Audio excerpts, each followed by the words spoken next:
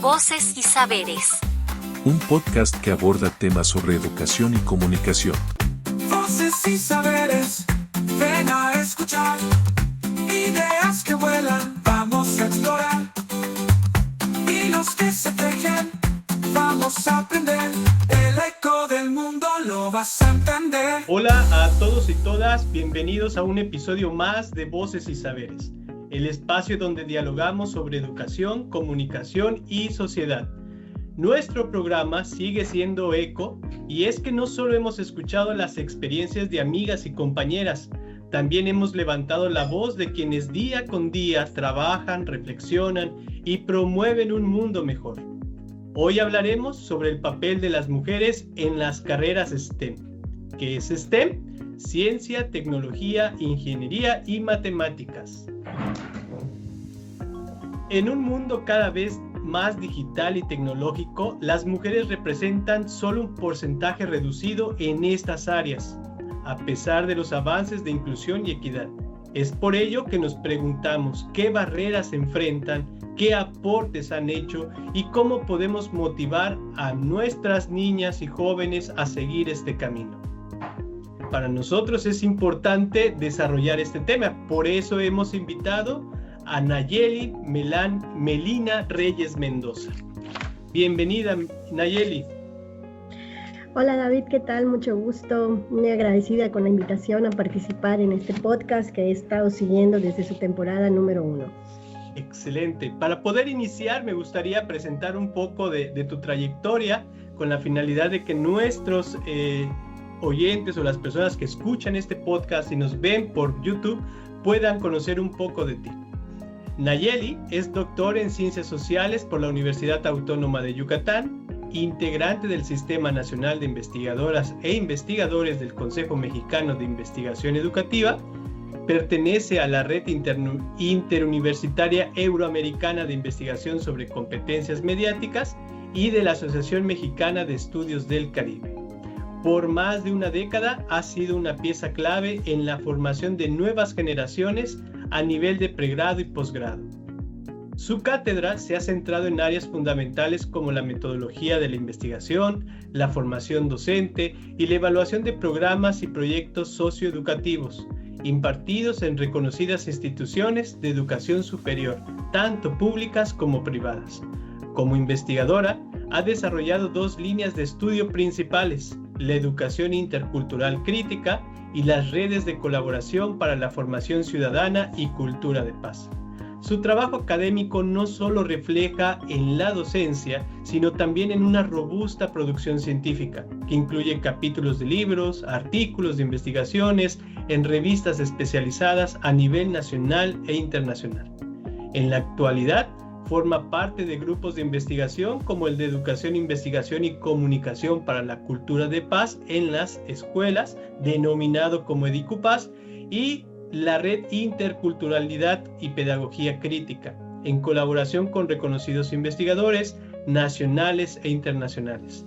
Actualmente, en toda su experiencia académica, en su rol como encargada de evaluación y seguimiento en la Dirección de Planeación de la Secretaría de Educación de Yucatán, donde trabaja diseñando y evaluando políticas para fortalecer el sistema educativo. Nuevamente, Nayeli, además de todo eso, una gran amiga y compañera de investigación. Muchas gracias. Pues allí un tiempo trabajando en esto. Pues me da gusto compartir el escenario contigo el día de hoy y hablemos de un tema que de alguna manera has enfrentado, te enfrentas día con día y que de alguna manera representa y ha cambiado un significado en tu práctica educativa y como persona. Nayeli, ¿qué significa para ti ser mujer y participar en el ámbito STEM? Bien, voy a comenzar un poco con mi historia, ¿no? De mi propio caso. Tú lo sabes, ¿verdad? Porque me conoces. Yo soy egresada de la Facultad de Educación de la Universidad Autónoma de Yucatán, y si bien en el principio pues yo no me miraba como parte de estos campos de ciencia, tecnología, ingeniería y matemáticas, con el tiempo y conforme fui pues capacitándome, formándome más y avanzando en mi carrera académica, pues fui volcando un poco mi interés hacia estos temas. Pero yo creo que principalmente me di cuenta de que necesitaba yo trabajar y profundizar en estos campos cuando vi varias situaciones. Punto 1, la diferencia de sueldo. ¿Sí?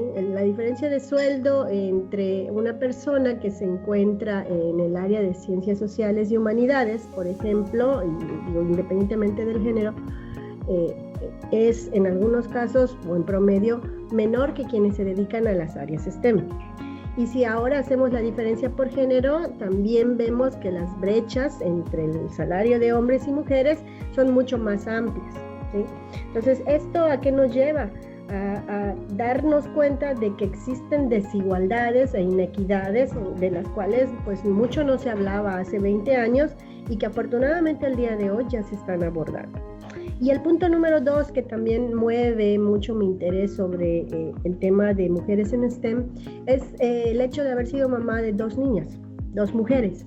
Y cuando me planteaba, obviamente, y en estas dudas que te trae la maternidad, hacia dónde quería yo formar a mis hijas, hacia dónde quería yo que orientaran su vida profesional, pues yo me propuse muy firmemente acercarlas a todos estos campos para que los conocieran, para que supieran de las posibilidades y pudieran desarrollar su potencial plenamente. La realidad es que yo no sé si las formadas fueron ellas, las ilusionadas fueron ellas o fui yo, pero desde el momento en que empecé a llevarlas a las ferias de niñas, a los eventos de código, a todas estas actividades que empezaron a generarse en la ciudad en particular sobre educación STEM, pues me fui apasionando más yo, ¿no? Entonces, eventualmente, hoy, si me preguntas, tengo varios frentes abiertos trabajando de diferentes maneras en estos campos, ¿no? Entonces, ser mujer para mí hoy en el ámbito de STEM es entender que hay diferencias significativas que tenemos que atender, saber que el campo STEM también es la posibilidad de un mayor desarrollo profesional y económico, pero además yo le sumaría pues un campo necesario de trabajar y abordar por las mujeres, no solo para nosotras mismas, sino para el beneficio de nuestro territorio y de nuestra región. Me resulta sumamente interesante esta dinámica que has desarrollado, porque dentro de este ejercicio de formar a los hijos, pues uno encuentra muchas bondades, ¿no? Se encuentran muchas bondades en el ejercicio de no solamente reconocer las habilidades de nuestros hijos, sino también esas habilidades de poder promover y generar en ellos esas inquietudes sobre la ciencia, ¿no? Y pensando en este ejercicio que no es un campo o no era un campo que de alguna manera era tan visible para la mujer. Hoy en día se han abierto brechas, se han generado muchos espacios y se sigue la lucha en este ejercicio. Y es por ello que me gustaría preguntarte cuáles son esas principales barreras que enfrentan las mujeres en estos escenarios, en estas carreras. Bueno, ahora ya de manera pues documentada, ¿no? que hemos estado trabajando en otros grupos, ¿qué te podría yo decir? Hay barreras de diferente índole, ¿no? Una de las primeras tiene que ver con el acceso al campo, ¿no? Es mucho más sencillo que hombres accedan a formación STEM, a trabajos en STEM, que de mujeres, porque realmente no hay tanta opción. Y te diría, como bien comenté, hace 20 años esto no se hablaba, y estamos en Mérida, que es la capital del estado. En las comunidades del interior de Yucatán, realmente el tema STEM es desconocido para muchos, y más para las mujeres. Entonces, de acuerdo con la UNESCO, solo el 33% de toda la comunidad científica son mujeres, ¿sí? Entonces, nos enfrentamos a un mundo de hombres en los cuales pues hay dinámicas y hay inercias que funcionan de acuerdo a ciertos prejuicios, de acuerdo a ciertos estereotipos que existen sobre quién debe hacer qué profesión y qué labor. En México, por ejemplo, nos dice el Instituto Mexicano para la Competitividad que solamente 3 de cada 10 profesionales del área STEM son mujeres, ¿no? La UNICEF también muestra que el 9% de las niñas antes de los 15 años tiene o mantiene un interés por estos campos. O sea, vamos perdiendo en el camino a todas estas mujeres que pudieran llegar a estos campos profesionales donde además están asociados a un mayor desarrollo económico, social e incluso regional, ¿sí?, para los estados. Yucatán, por ejemplo, tiene una brecha igual de amplia, ¿no? El 33% de la matrícula de las carreras de estas áreas son mujeres, y para cerrarla tendríamos que lograr un incremento por arriba del 100%, un aproximado de 108% de incremento en la matrícula para poder cerrar esta brecha en el mediano plazo, ¿sí? O sea, ni siquiera en el corto plazo, en el mediano plazo. Entonces, ¿qué existe o cuáles son las principales barreras, además de esta cuestión mencionada de los estereotipos, la falta de confianza que se pierde, la ansiedad matemática, ya se está considerando parte de una de las afectaciones socioemocionales, y pues también el reconocimiento que se le pueda dar a la mujer dentro de estos campos, ¿no? Hay normas sociales que nos establecen roles de género, ¿no? Y hablo también desde mi experiencia, en la cual en casa me acuerdo que así me aconsejaban: hija, estudia una carrera que sea de lunes a viernes para que cuides a tus hijos, para que tú puedas dedicarte al hogar, ¿no? O sea, como que te van conduciendo con las mejores intenciones, pero desde este desconocimiento hacia ciertas profesiones, ¿no? Entonces, no se te presenta, al menos hablo por mi caso, muchas ocasiones no se te acerca a las posibilidades que se te pueden dar, ¿no? El abanico de opciones queda semicerrado. Entonces, yo llamaría esas las principales barreras en cuestión de acceso a estas carreras. Y Nayeli, este ejercicio, por ejemplo, iniciabas un poco la charla haciendo el comparativo entre la investigación del área social y todas las que tienen que ver con esta área de STEAM. Estas mismas barreras se representan también en el área social, pensando un poco en carreras que pueden estar más vinculadas a este género femenino. ¿También hay esta lucha?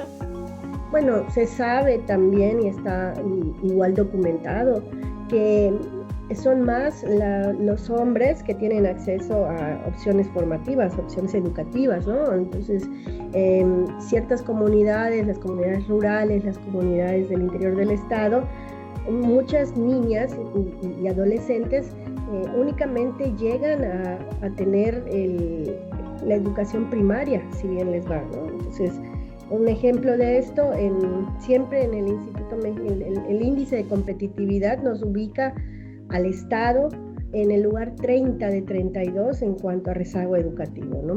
¿Y a qué se debe? Principalmente a la brecha que existe entre mujeres que no concluyen su educación básica. Y si pudiéramos focalizar el área todavía más, yo te diría que son chicas de secundaria, adolescentes que no terminan su educación básica, y por ende esto pues les cierra muchas puertas, ¿no? Entonces diría yo que independientemente del campo STEM, para todas las carreras a las mujeres se les ponen muchas más piedras en el camino, ¿no? Hay mucha más necesidad de apoyar a las mujeres para que accedan y concluyan su trayectoria educativa. Comprendo. Y algo interesante que va surgiendo en la actualidad es tratar de visibilizar el papel de la mujer. Ya veíamos en las Olimpiadas anteriores cómo procuraban manifestar esta mujer visible que estaba dentro del deporte, y ponían algunos ejemplos muy claros dentro de ello.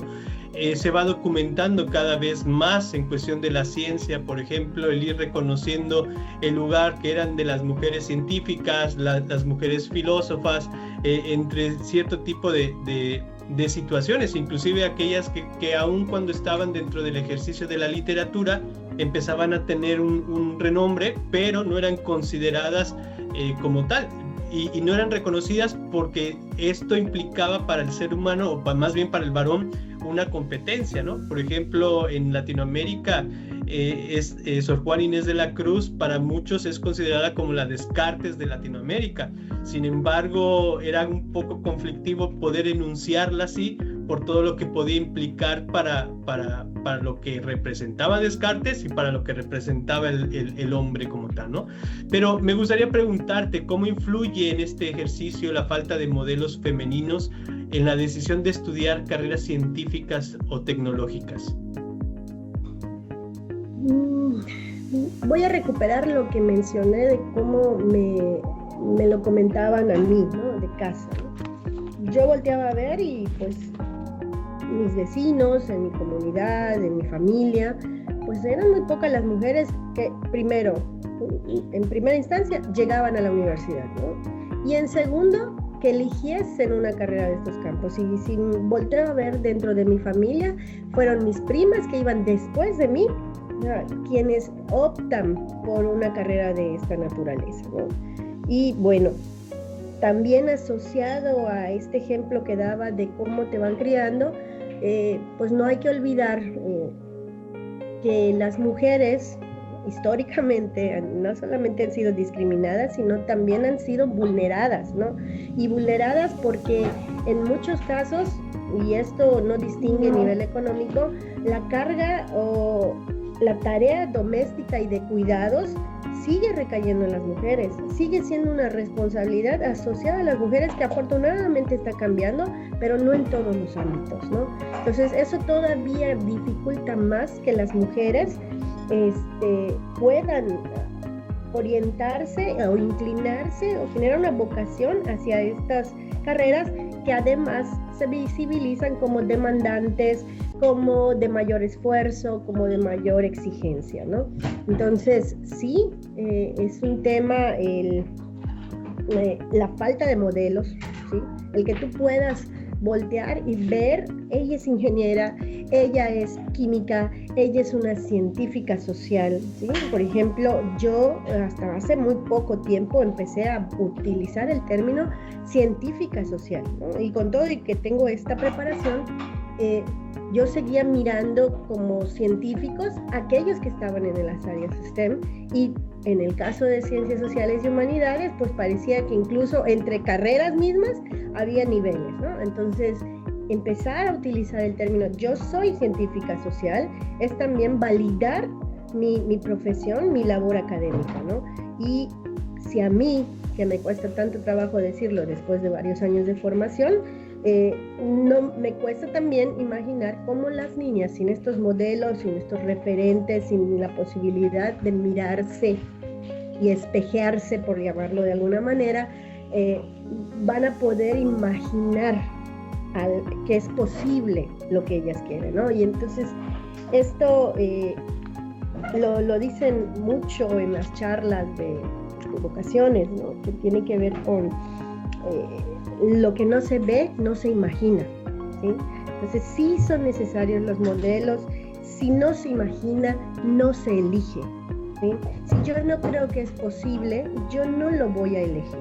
Entonces esta falta de espejos pues se convierte luego en un círculo vicioso, ¿no? O sea, de por sí tienes una baja autopercepción sobre tus capacidades porque pues no ves niñas exitosas, no ves adolescentes que triunfen, no ves científicas por donde tú te mueves, y entonces por consiguiente no es posible, ¿no? Entonces esto vuelve a sumarse a un número pues muy pequeño, muy insuficiente de mujeres que se dediquen a estos temas. Yo diría que eso, y hablando de mi caso particular, el hecho de ya empezar a reconocer pues lo logrado, ¿no? O sea, es un poco el síndrome de la impostora, ¿no?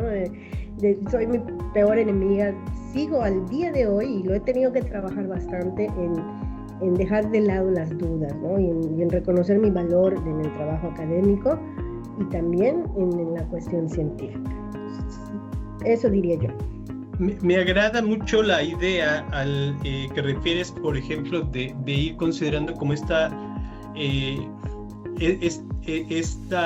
nombre de científico social, ¿no? O científica social, porque comúnmente nos han hecho pensar que el científico únicamente está en un laboratorio, en cuatro paredes, encerrado, y que a partir de ahí uno va generando ciertas disposiciones para poder desarrollar lo que denominamos ciencia. Sin embargo, está más cerca de lo que nosotros tenemos. En este caso, la participación social está involucrada en muchos aspectos, pero también desde las ingenierías, también desde las matemáticas. Las mujeres han participado arduamente y a veces están entre nosotros sin darnos cuenta como está visible, ¿no?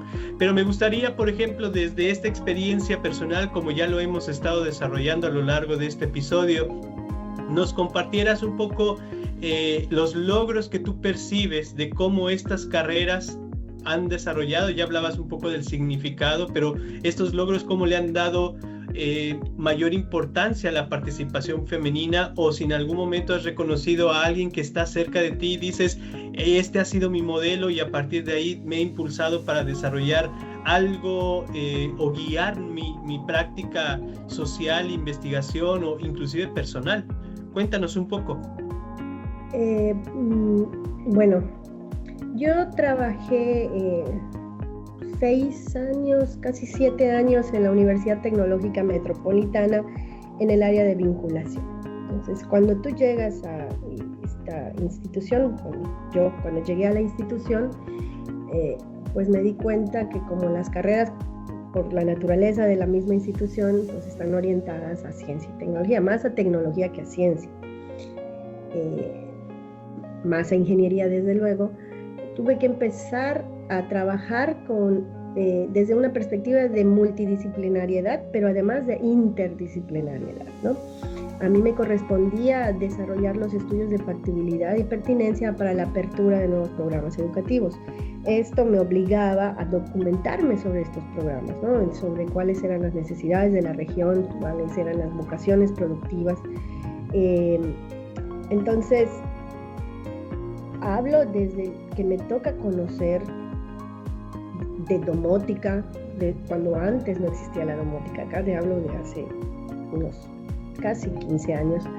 Entonces hablábamos de domótica. Generamos nuestra primera licencia profesional de ciberseguridad, que ahora es así el boom aquí en el estado. Ya hace 12 años, 13 años nosotros ya habíamos hecho la propuesta. Se hablaba también de instalaciones eléctricas industriales. Entonces cuando empiezas a ver estos temas y empiezas a tener que participar en ferias de profesiones, ¿cómo le convences a las muchachas a que lleguen? ¿Sí? ¿Y cuál sería mi logro? Me parece que el haber logrado posicionar ciertas carreras, el haber involucrado a más chicas, el haber desarrollado un proyecto de competencias científicas para los estudiantes y para los profesores incluso, y empezar a transversalizar la perspectiva de género en la universidad, creo que eso fue un logro del cual la verdad me siento muy, muy orgullosa. Pero así como esto que te cuento, que es de mi propia historia, yo te podría contar historias de muchas chicas y muchas profesionistas a quienes admiro y respeto, que han tenido vidas difíciles de exigencia, vidas con situaciones personales muy difíciles, y contra viento y marea las han superado, ¿no? Desde pérdidas relacionales, pérdidas familiares, cuestiones económicas, mucho el tener que levantarse desde la nada. Voy a contar el caso de una compañera que se embarazó muy joven, fue madre adolescente, y uno diría, pues ya estuvo, ¿no? ¿Qué más puede lograr? Entonces, desde el apoyo que le dieron su familia y desde lo perseverante que ella es, el día de hoy es una es una reconocida doctora que ha trabajado en eso, ¿no? Entonces tiene un hijo que ya es médico, tiene otro que está estudiando ingeniería, tiene otra chica que también está trabajando. Entonces, esas historias, siento que de resiliencia, son las que se tienen que contar. Y así como de ella, te puedo hablar de otras tantas que vinieron, por ejemplo, de una comunidad maya hablante y que tuvieron que perfeccionar el español a la par de ir aprendiendo y que también se están dedicando a esto. Entonces, hay varios casos aquí locales, pero también hay otros tantos que solamente son posibles cuando las mujeres pues hablan de ellas mismas. ¿Sí? Entonces, creo que algo que ha cambiado, y eso lo celebro mucho, es que ya no nos da pena decir que sí somos muy buenas profesionales, ¿no? Entonces pareciera que esta modestia era obligada, ¿no? Entonces, eso pudiera decir. No, sí, a mí me parece sumamente importante el reconocimiento que debemos de hacerles en relación a la dinámica. Tú ya comentabas este ejercicio de que a veces la mujer siempre está sujeta, o de alguna manera la hemos sujetado a roles que tienen que ver con la familia, con las dinámicas sociales, el cuidado de los padres, entre otras cosas. Y es que realmente el compromiso con todos estos elementos o con todos estos aspectos es fundamental. En el caso a veces de los varones, lo que único se hace es estar sumergido en ciertas labores específicas, pero no es que estemos descuidando, no, a veces esa responsabilidad la delegamos, a veces con intención, a veces sin intención en ustedes, y eso genera que las oportunidades sean mucho más reducidas en esa práctica. Y es por eso que el reconocimiento tiene que darse en estos dos puntos. Por un lado, me parece, de lo que ya comentabas, este reconocimiento que ustedes empiezan a darse por sí mismas, y cómo dentro de este núcleo se hace sinergia entre sí mismas, y cómo nosotros debemos de empezar a rescatar esta cuestión de escucharlas, de atenderlas y desarrollar esos espacios que permitan, o que nos permitan juntos crecer dentro de estos puntos, ¿no? Y de ahí, hablando un poco de estas ideas o de estas estrategias, me gustaría que nos compartieras, por ejemplo, qué estrategias consideras claves que pueden motivar a niñas y a jóvenes a estudiar en estas áreas. Voy a retomar lo que te comentaba del caso de la Universidad Tecnológica Metropolitana. Teníamos un proyecto, y lo pongo como ejemplo, ¿no? Ahorita, pues, desafortunadamente ya no continúa, pero se ha transformado.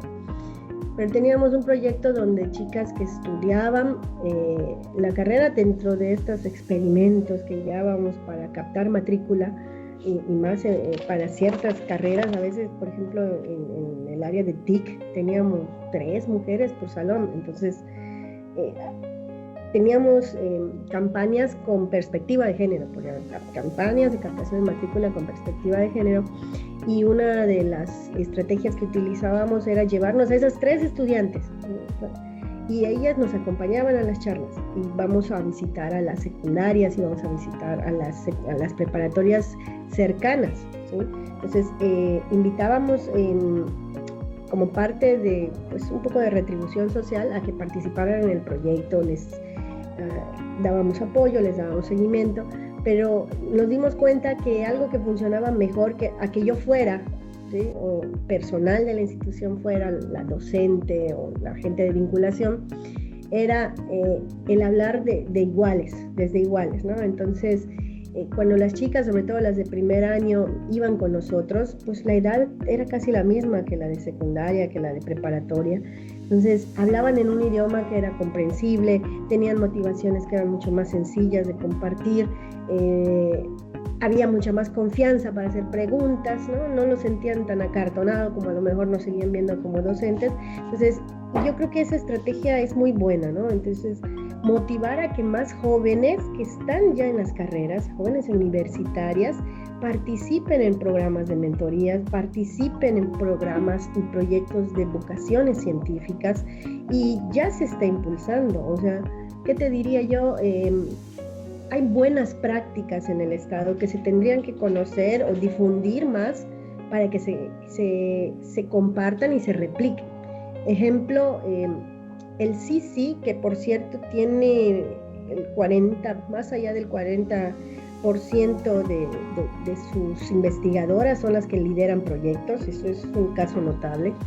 Tiene un programa que se llama Talento CICI, y en ese Talento CICI está dirigido tanto a estudiantes, hombres y mujeres, de bachillerato como de secundaria, donde los invitan una semana a desarrollar un programa de inmersión en la institución, ¿no? Entonces, trabajan en los laboratorios, presentan en los auditorios, y eso les da la oportunidad a los chicos y chicas de conocer cómo es la vida científica, más allá de lo que, como dices, de lo que vemos en las historietas, de lo que nos han hecho creer que es la ciencia, ¿no? Ese es un programa muy bueno. Otro que te pudiera yo decir, y en ambos de estos que te estoy contando los conozco de primera mano porque en ambos mis dos hijas participaron, es el de formación temprana de científicos. Este tiene además de que es un programa de largo alcance, o sea, tiene una continuidad cerca de 3, 6, casi 10 años, ¿no? O sea, tú puedes estar en el programa a lo largo de 10 años porque tiene subprogramas, ¿no? Entonces tiene raíces científicas, que es empezar a acercarte a la diversidad de campos disciplinares. El de Savia, proyecto Savia, que es cuando ya te asocias, te acercas con un investigador o investigadora y ayudas desde el bachillerato. Y finalmente Impulso Científico Universitario, donde tenemos pues, la opción de ser parte ya de un proyecto y de desempeñar tareas asociadas a la ciencia y la tecnología. Expociencias, que es para que inviten a los chicos de diferentes instituciones, escuelas públicas y privadas, a presentar sus proyectos. Yo fui jurado de una muestra de proyectos de investigación, de las materias de investigación que les dan en bachillerato. Y vi proyectos tan buenos que les pregunté por qué no nos habían metido a Expociencias. Y me dijeron que porque ni siquiera sabían que existían Expociencias, ¿sí? El caso es que estaban a tiempo, hicimos allá unas llamadas por teléfono, lograron meter así muy perech, como diríamos, ¿por qué? Acento yucateco. Muy perech el proyecto, entraron, ganaron, y desde ese año esa escuela, que es particular, lo tiene como parte de como que de sus galardones, que sus chicos son ganadores de Expociencias, ¿no? Entonces, qué motivante ha sido para los estudiantes desarrollar el proyecto, que a lo mejor era una tarea de clase, que los llevó a estar en un estrado en donde les dieron un premio y donde pudieron pasar a la fase nacional, ¿no? Entonces, esas son las que tenemos que ir rescatando. Y bueno, hay otros. Te podía yo hablar de Mentorías STEM, del cual participo como mentora, que lo lidera la ENES UNAM, ¿sí? Que la ENES también tiene cosas chéverísimas y que valdría la pena acercarse. Creo que nos falta difusión.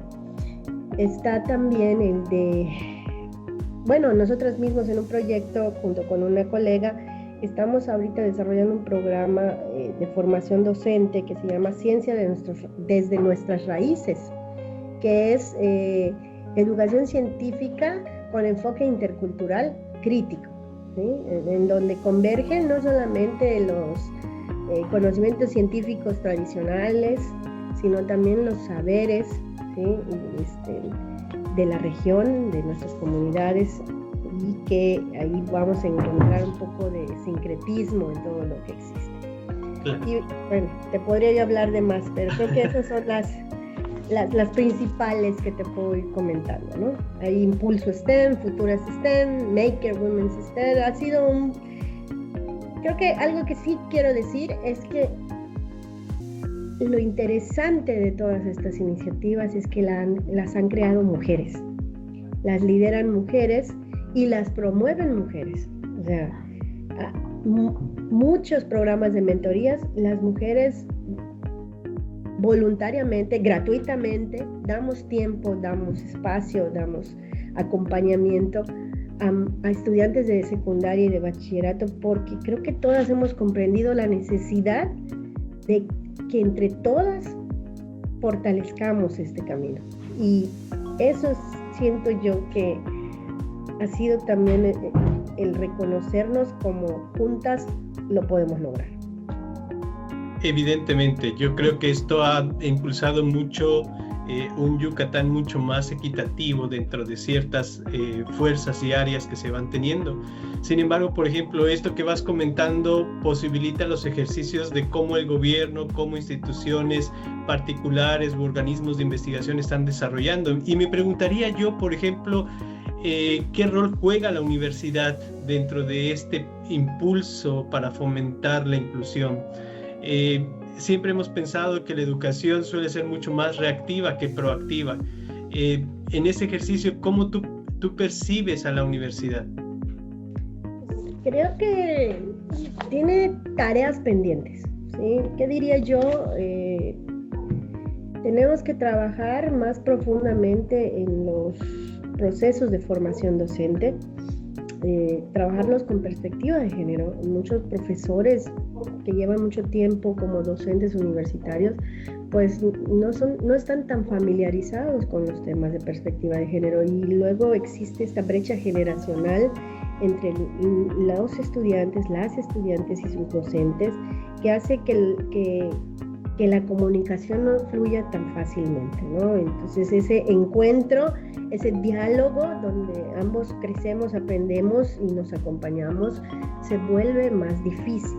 Entonces sí, para mí un tema es la formación docente, fortalecer la formación docente para poder comprender mejor estas necesidades del campo, estas necesidades de las mujeres, ¿no? El tener ahí un programa de tutoría especializado, un programa con alianzas estratégicas. Hay infinidad de empresas que están dispuestas a donar espacios, a donar becas, a dar apoyos, a apoyar en equipamiento, ¿sí? O sea, aquí es un tema de generar estas alianzas que sean estratégicas para beneficio de los estudiantes, las estudiantes. Otro tendría que ver con la actualización y el rediseño de planes y programas de estudio, ¿sí?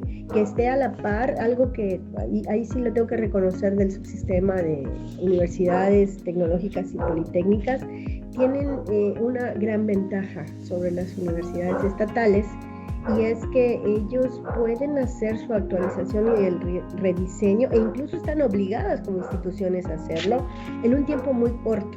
O sea, tienen que ir a la par de cómo avanza el mercado laboral, tienen que estar en esta vinculación constante, en esta comunicación de ida y vuelta con el sector productivo, social y económico, para que cuando salgan sus egresados puedan insertarse rápidamente en el mercado laboral. Entonces, algo que tendría que hacer las universidades es precisamente trabajar de la mano con el sector empleador, con los empleadores, ¿sí?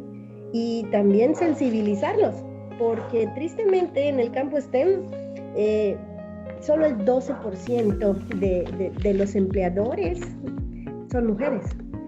O sea, casi todos son hombres, ¿no? Y por lo general buscan hombres, y entonces se perpetúa estas dinámicas de darle cabida a las mujeres. Y si les dan cabida, te aseguro que los salarios son muy distintos. Entonces las mujeres ganan más, tienen más exigencia y son menos reconocidas en los trabajos. Entonces sí, ahí hay que poner el dedo en la llaga, para señalar y para mostrar el camino. ¿Qué te podría yo decir? Algo muy concreto de lo que se está haciendo en Yucatán, que me parece importante y que lo están haciendo las universidades. Existe el programa de apoyos en STEM aquí en Yucatán, que mi hija de hecho es beneficiaria de ese programa, que es la exención del pago de mensualidades, mensualidades o colegiaturas en universidades con las carreras STEM, que ofrecen carreras STEM. Entonces, si tú como egresada de educación media superior quieres estudiar una carrera STEM, del área STEM, que hay un catálogo de carreras ya establecido en estas instituciones, no vas a pagar un peso ni de inscripción ni de colegiatura, ¿sí? Entonces, estás exenta, becada durante toda tu carrera. Eso nos ha dado, y tenemos ya el dato, de un incremento en la participación de mujeres en estas áreas. Y el programa empezó apenas en el 2022. Entonces, en 3 años, un programa de esta naturaleza está dando un beneficio medible, concreto y positivo sobre cómo generar que más mujeres participen en estas carreras. Muy interesante. Pero el tiempo se va pasando de volada y en este tipo de espacios necesitamos como ir cerrando ciertos ciclos, ¿no? Pero también da la posibilidad de que en otros episodios podamos ir dialogando y platicando sobre este. Nayeli, cuéntanos, por ejemplo, a manera de cierre, algunos puntos que tú digas es importante. Antes de que yo me vaya, me gustaría dejar estos puntos para nuestros radioescuchas. ¿Cuáles serían? ¿Qué diría yo? Que pensar en la inclusión, porque esta es una situación en la que hay exclusión, ¿no? Entonces, pensar la inclusión no solo como un acto de justicia social, ¿no? Sino también como una necesidad que todos compartimos como Estado, como región, como territorio, como país, para el desarrollo científico y tecnológico.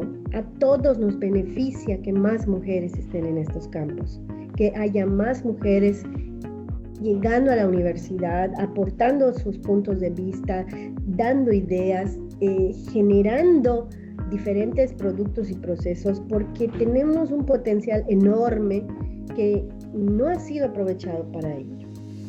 Invitaría a niñas, a jóvenes, adolescentes a que sigan siendo curiosas, a que no pierdan la curiosidad, a que no se cierren las puertas por sí mismas y que tengan la confianza de creer en ellas, en que todo es posible, ¿no? Y que exijan esos espacios, porque nos toca ya llegar a esos lugares.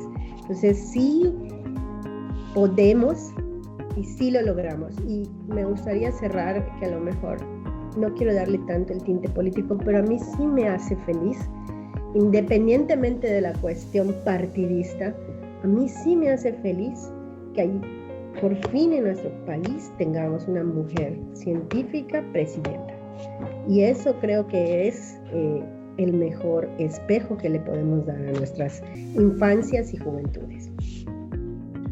Pues te agradecemos, Nayeli, por esta oportunidad de escuchar no solamente sobre el tema, sino por la vida que representa pues una mujer que está en esta área y que de alguna forma, así como hablamos de ejemplos que puedan estar relacionados con el deporte, con la filosofía, con la ciencia, también tenemos ejemplos en corto como es tu presencia, ¿no? Y muchas gracias por compartir con nosotros. El futuro de la ciencia y la tecnología necesita de todas las voces y todos los talentos. Las mujeres no solo aportan conocimiento, también nuevas perspectivas que enriquecen y transforman la manera en que entendemos el mundo. En Voces y Saberes creemos que abrir espacios de igualdad es también abrir caminos hacia un futuro más justo e innovador. Por ello te invitamos a reflexionar qué papel juegas en la promoción de la participación de la mujer en las carreras STEM. Te agradecemos también a cada uno de quienes nos escuchan por permitirnos compartir estas voces y experiencias. No se olviden seguirnos en nuestras redes y plataformas de podcast, Facebook, YouTube. Nos escuchamos en el próximo episodio donde seguiremos abordando temas sobre educación y comunicación. Recuerden que educar es comunicar y comunicar es educar. Sigamos aprendiendo juntos. Hasta la próxima.